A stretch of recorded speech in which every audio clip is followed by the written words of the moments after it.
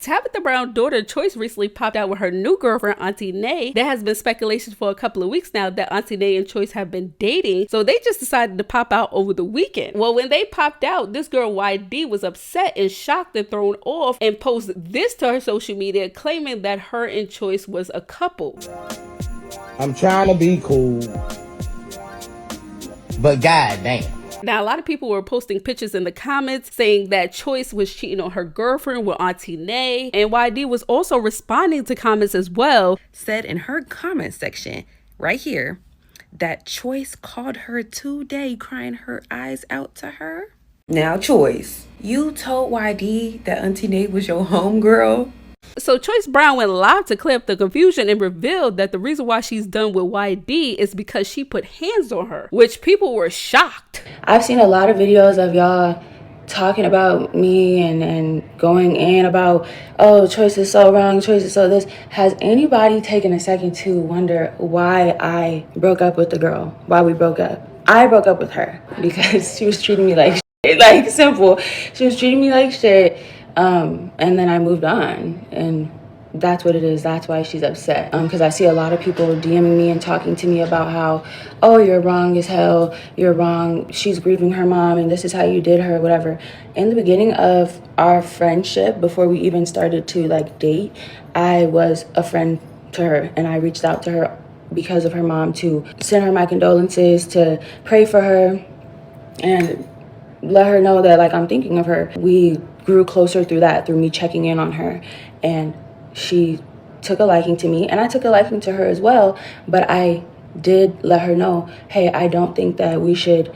I don't think that we should take this any further than just being friends and being cool. We can have a crush on each other, whatever, but I don't think that we need to date or take it any further, because right now is not really the best time, and I don't want you to become emotionally reliant on me, because there was a point where she was saying that I was the only thing that brought her joy and I was the only thing that made her happy, which was a little bit alarming for me because that's a lot of responsibility, and I shouldn't be the only thing that's bringing you joy.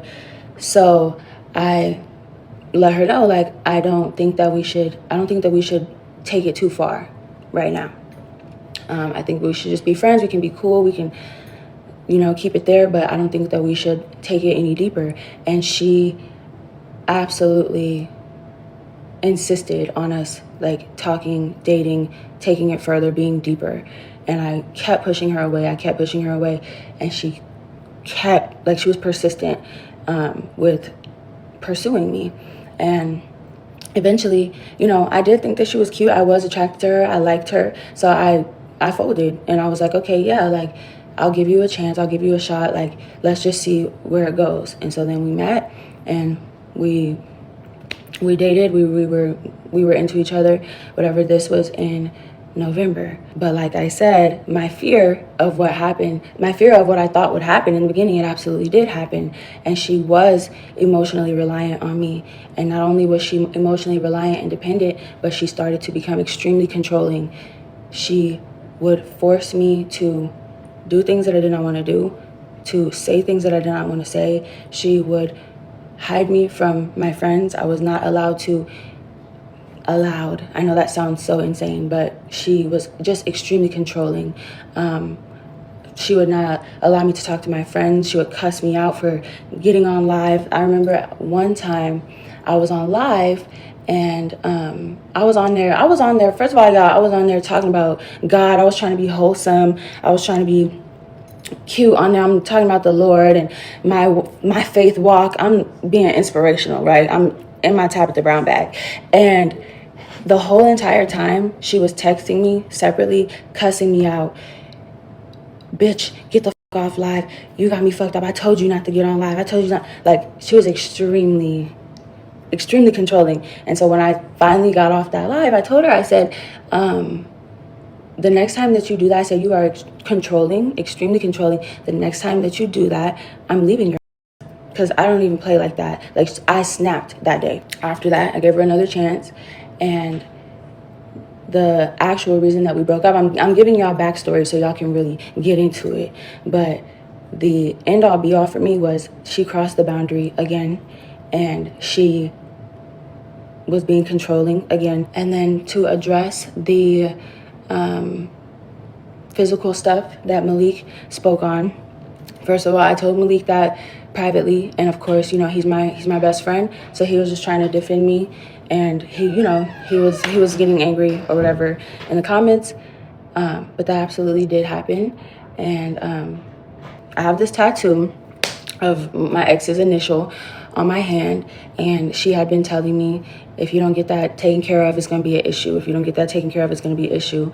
And I didn't take care of it because I didn't know if I wanted to get it lasered off or if I wanted to get a cover up. I was really trying to figure it out. Like, I even went to the tattoo shop with her. Like, she made me go to the tattoo shop to see about getting a cover up on my hand, and I just didn't like it. It just looked big and bulky. Like, I'm trying to be in my soft, clean era, so I would rather just get it lasered off. But I just hadn't handled it yet. Like, I just had not handled it yet. And she came out to LA to see me, and she was pissed off that I didn't handle the tattoo thing yet. And she slapped me. This is so fucking embarrassing. She slapped me and she choked me. And then she tried to like play it off like it was like a sexual type of thing, and it was like or whatever. But I actually was scared as hell. And I kind of just let it happen, which is dumb. And I know people are going to attack me for that and be like, oh, well, you should have fought back, whatever. I didn't really know like how to read the situation. I was just scared and confused, and I just didn't really know, like, I don't know, y'all. I don't know. But yeah, that is what happened. I did not cheat on that girl. Mm-mm. I did not cheat on that girl. I broke up with her, and then the next week I met Janae, and I liked her a lot. Like, that's really just what happened. I broke up with YD, then I met Janae, then I liked Janae. We went on some dates. She took me to Disneyland. We did the dating thing. Then we said, you know what? Let's just go public with the shit because everybody knows about it anyway. She like to get slapped when we I'm just so shit. Know what you want me to say? I can't really say much, bitch. She put me in. I can't say much. She put me in a fucked up predicament. Ain't nobody gonna believe nothing I gotta say. But ain't nobody gonna believe nothing I gotta say, so it don't even matter. It don't matter. It don't matter. It don't matter the truth. I know the truth. My friends know the truth, but that don't mean shit. If nobody gonna believe nothing I gotta say, everybody gonna believe her. So why does it even matter? Everybody think they know. And for her to get on here and say that, it's crazy business, bro. It's really think you know somebody. That shit's so fucked up, bro. I started it. How did I start it? I'm looking in the comments. How did I start it? You shouldn't have said anything. So, y'all already know she threatened to sue me, so it's not really much I can do or say. I can't really answer y'all questions for real. I thought about it. I don't really want to do it. So I want y'all to read between the lines. Somebody threatening to sue you, there's nothing you can say or do. You just gotta take the L. That's the L I gotta take. Y'all can believe what y'all want to believe. Think what y'all want to think. Y'all know how I am. I've always been a vocal. So for me to be quiet, that's telling y'all a lot. Choyce decided to move on. Okay, cool. We respect you for that. Do what you want because it's your life. How you chose to move about it was weird. Like what he said on the phone yesterday when they were having a conversation. It wasn't no cussing out. When they were having a conversation, she said, I would have respected you a lot more if you would have told me, like, hey, look, this is what was going on. And Choyce was on the phone yesterday agreeing. So this whole narrative she putting on live is so y'all can believe her. She don't look bad because to her image is everything. Stop playing with my friend. We're not finna do that.